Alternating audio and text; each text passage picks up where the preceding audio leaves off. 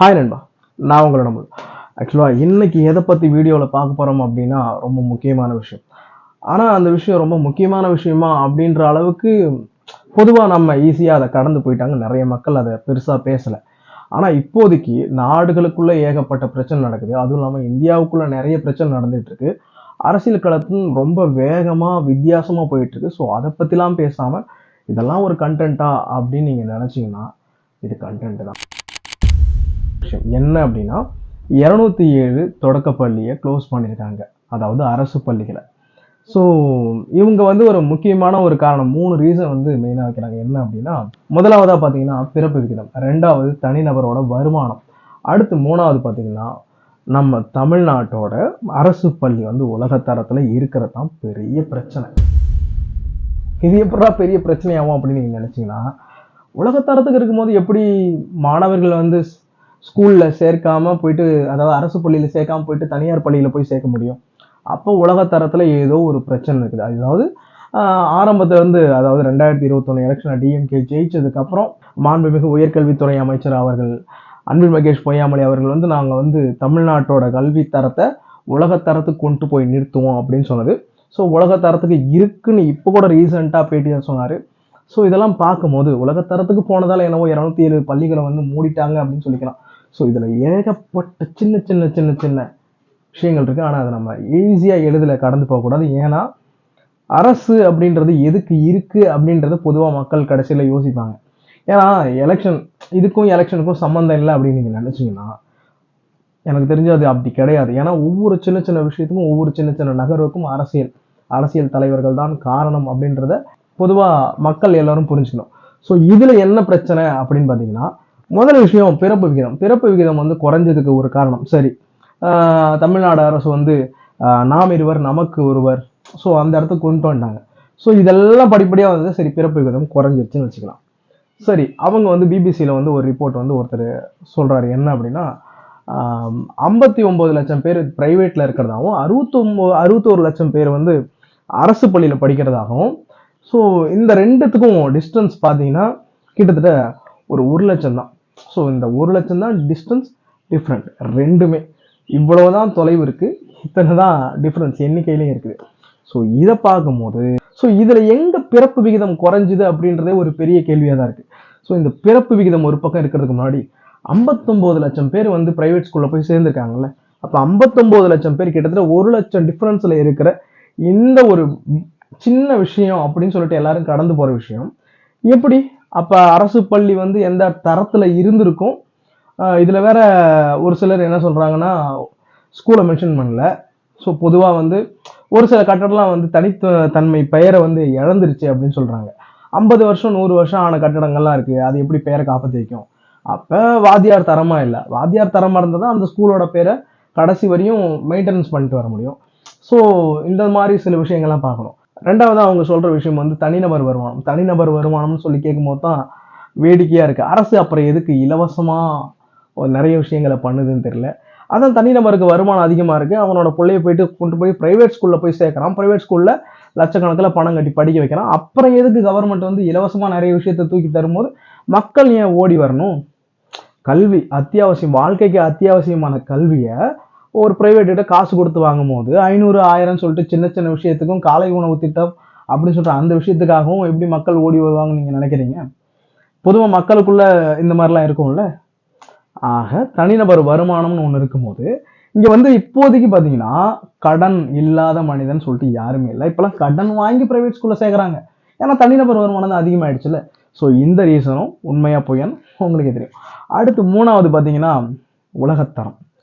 உலகத்தரத்துக்கு ஆக்சுவலாக கொண்டு வந்தாங்களா அப்படின்னு பார்க்கும்போது உலகத்தரத்தில் அரசு பள்ளி இருக்கும்போது அப்புறம் எதுக்கு இந்த அரசியல்வாதிகள், அதாவது சின்ன வார்டு மெம்பர்லேருந்து மேலே இருக்கிற சிஎம் வரையும் அவங்களோட ஃபேமிலியில் இருக்கிற எல்லாருமே கவர்மெண்ட் ஸ்கூலில் கவர்மெண்ட் காலேஜில் படித்தாங்களா?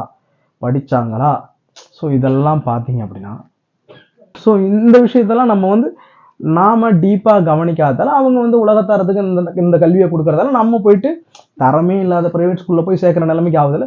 ஸோ அதனால் நான் இதில் என்ன சொல்ல வரேன் அப்படின்னா, அவங்க என்ன சொல்கிறாங்களோ சொல்லட்டும், உங்களால் என்ன பண்ண முடியும் அப்படின்றது ஒரே ஒரு எலெக்ஷன். அதை நீங்கள் கடந்து போயிட்டீங்கன்னா மறுபடியும் அந்த டைம்ல நீங்க யாரை ஜெயிக்க வைக்கிறீங்களோ அவங்க என்ன செய்யறாங்களோ என்ன சொல்றாங்களோ அடுத்து அதை வந்து ஒரு அடுத்த 5 வருஷத்துக்கு நீங்க அதை ஏத்துக்கிட்டு தான் ஆகணுமே தவிர வேற ஒன்றும் பெருசா இல்லை.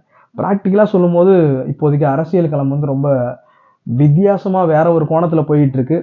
அது மட்டும் இல்லாம டிவிகேவை பொறுத்தவரையும் சில விஷயங்களை ஒரு சின்ன சஜஷன் சொல்லி ஆகணும். மேல இருக்கிற தலைமை மட்டும்தான் சரியா ஒரு திட்டத்தோட இருக்கா இல்லையா அப்படின்றது இருக்கு. மீதி கீழே இருக்கிற எல்லாருமே, அதாவது புசி ஆனந்த் அவர்கள் முதற்கொண்டு அவங்க கீழே இருக்கிறவங்க எல்லோருமே ஒரு சில விஷயத்த பேசுறாங்க. ஆனா பேசணுங்கிறதுக்காக பேசுறாங்களே தவிர கீழே பேஸ்மெண்ட் வந்து அந்த அளவுக்கு ஒன்றும் ஸ்ட்ராங்கா இல்லை. ஸோ அதாவது அண்ணன் விஜய் அவர்கள் இருக்கிற அந்த ஒரு மென்டாலிட்டி அளவுக்கு இதெல்லாம் பண்ணணும் இதெல்லாம் பண்ணணும்னா அப்போ கீழே இருக்கிற பேஸ்மெண்ட்டை வந்து நான் எப்படி எதிர்பார்த்தேன்னா சர்கார் படத்துல ஒரு சின்ன சீன் இருக்கும்ல கிளைமேக்ஸ்ல, ஸோ அந்த மாதிரி எதிர்பார்த்தேன். ஆனா அந்த மாதிரி இல்லாம கீழே கொஞ்சம் வித்தியாசமா எனக்கு ஏத்த ஆளு, எனக்கு தோதான ஆளு, எனக்கு செட் ஆகிற ஆளு, என் கம்யூனிட்டி ஆளு, எனக்கு பிடிச்சவன், ஸோ இந்த மாதிரி பார்த்து பார்த்து பார்த்து ஆளை போட்டுட்டு இருக்காங்க. ஸோ அப்படித்தான் சோஷியல் மீடியாவில் தகவலும் வருது. அது மட்டும் இல்லாமல் அவங்க செலக்ட் பண்ண ஆள் அப்படி பேசுறாங்கல்ல, ஒரு ஸ்பீச் கொடுக்குறாங்கல்ல, ஒரு சின்ன பேட்டியிலையோ வேற எங்கேயோ மன்றத்திலேயோ போய் பேசும்போது அவங்க பேசுற பேச்சுன்னு இருக்குல்ல, ஸோ அதை வச்சு நிறைய விஷயத்தை ஜட்ஜ் பண்ணலாம். ஸோ இந்த கல்வித்தரம் வந்து இதை பற்றி சொல்லணும்னா, ஸோ மக்கள் வந்து விழிப்புணர்வாக இருந்தால் நமக்கு இதெல்லாம் செலவு இருக்காது. அரசு எல்லாத்தையுமே நமக்கு சலுகையாக கொடுத்துச்சு அப்படின்னா அந்த இடத்துல ஏதோ ஒரு பிரச்சனை இருக்குன்னு அர்த்தம். அரசு நமக்கு எதையுமே சலுகையாக கொடுக்கல அப்படின்னா எல்லாமே சரியாக இருக்குன்னு அர்த்தம். அது மட்டும் இல்லாமல் இந்த ஸ்டார்டிங்ல இருந்தே இது வந்து உலகத்தரம்னு சொல்லிட்டு இருக்காங்களா, அதே மாதிரி தான் ஐயா ஸ்டாலின் அவர்கள் என்ன சொல்றாரு அப்படின்னா, முதலமைச்சராக இருக்காருல, அங்கே ஆரம்பிச்சதுல இருந்து இது வரைக்குமே நாங்கள் 4 ஆண்டு 2 ஆண்டு வந்து சாட்சி அப்படின்னு சொல்லி பேசுனது, அதுக்கப்புறம் 4 ஆண்டு வரையும் சிறப்பான ஆட்சி செஞ்சுக்கிட்டு இருக்கோம்னு சொன்னது. சிம்பிளா யோசிக்க போனோம்னா நான் ஏடிஎம்கே ஆட்சிக்கு சப்போர்ட் பண்ணி பேசல. ஆனா கொரோனா டைம்ல அவங்க வாங்கின ஒரு கடன் தொகை, ஸோ அந்த டைம்ல வந்து நிதி பற்றாக்குறை இருந்துச்சு. மக்கள் வந்து பொருளாதார ரீதியா வந்து ரொம்ப பாதிக்கப்பட்டதாங்க. அது மட்டும் இல்லாமல் மக்களுக்கு நிறைய ஃபண்டும் கவர்மெண்ட் சைட்ல இருந்து கொடுக்கப்பட்டது. ஸோ இதனால அந்த கடன் வந்து ஏறுனதுன்னு வச்சுக்கலாம்.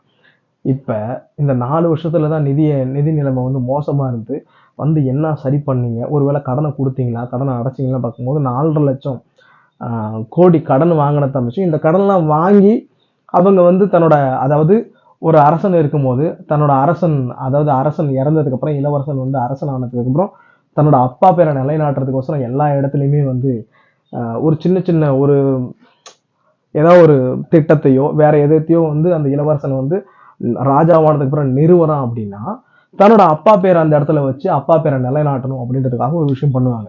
ஸோ இதுதான் மன்னராட்சி அப்படின்னு சொல்லுவாங்க. ஆனா இங்க இப்படிதான் நடக்குது. ஆனா இதுல முக்கியமான விஷயம், இப்ப ரீசெண்டா ஒரு சின்ன விஷயம் நடந்துல, துப்புரவு பணியாளர்கள், ஆக்சுவலா அதுக்கெல்லாம் நான் பேசணும் அப்படின்னு சொல்லிட்டு ரொம்ப எதிர்பார்த்தேன். ஸோ அடுத்த வீடியோவில் அது என்ன அப்படின்றத பேசலாம். அது மட்டும் இல்லாமல் அண்ணன் திருமாவளவன் அவர்கள் வந்து நான் டிஎம்கேக்கோசரம் நான் பேச வரல, ஆனா வந்து இவங்க இந்த வேலையை தான் செய்யணும் அப்படின்னு நான் சொல்ல வரேன்னு சொன்னாரு. ஆனா இந்த வேலையை தான் அவங்க செய்யணும் அப்படின்னு சொல்லி அவங்களும் வந்து நாங்க வந்து எங்களை கட்டாயப்படுத்தாங்க அப்படின்னு சொல்லி அவங்க யாரும் அங்கிருந்து போராட்டத்தில் ஈடுபடலை. அவங்க கேட்கறது என்ன அப்படின்னா, எனக்கு இந்த வேலையை நிரந்தர பணியா மாத்துங்க, அரசு பணியா மாத்துங்க அப்படின்ற ஒரு கோரிக்கை. ஸோ அரசு பணியா மாத்துங்கன்ற கோரிக்கைக்கு முன்னாடி எங்களை தனியார்கிட்ட விடாதீங்க அப்படின்றது அவங்களோட முக்கியமான கோரிக்கை. ஸோ இதுல வந்து சும்மா வந்து ஏனோதானோன்னு வந்து ஏதோ ஒன்று பேசிக்கிட்டு அரசியல் பண்றது இது வந்து ஏத்துக்க முடியாத ஒரு விஷயம். ஸோ மக்கள் பொதுவா இதை பார்க்கும்போது மக்கள் இதுக்காக போராடல, ஸோ நான் அதுக்கப்புறம் என் பையன் அதுக்கப்புறம் என் பேரன், ஸோ இப்படி வழி வழியா வந்து நாங்க இந்த வேலையை தான் செய்வோம்னு சொல்லிட்டு இது ஒன்றும் குலத்தொழில் கிடையாது. அவங்க குலத்தொழிலும் செய்ய கிடையாது. அவங்களோட விருப்பத்துக்காக அவங்க செய்யறாங்க, இல்ல வேலை கிடைக்கலன்னு செய்யறாங்க வச்சுக்கோங்க. ஆனா அவங்க விருப்பப்படி எனக்கு இந்த வேலை வேணும் வேணாங்கிறது அவங்களோட விருப்பம்.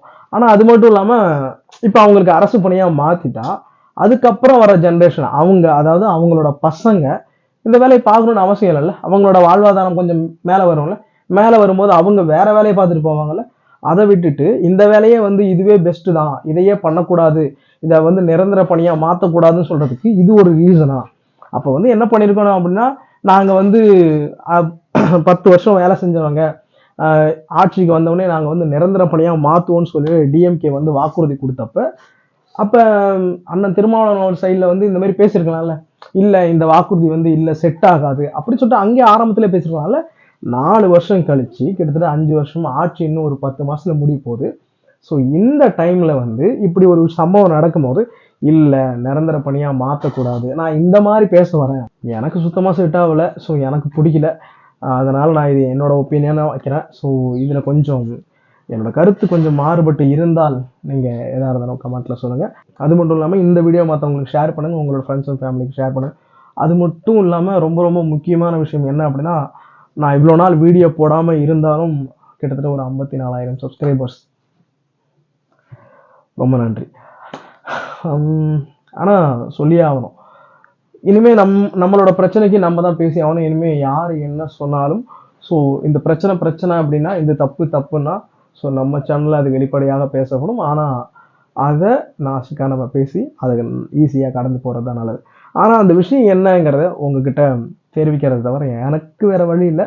இனிமேல் நம்மளோட பிரச்சனை என்ன அப்படின்றது ஒவ்வொன்றா ஒவ்வொரு விஷயமா அதுலயும் இது இப்படி இருக்கு அப்படின்றத டீட்டெயிலாக எக்ஸ்பிளைன் பண்ண போறேன்.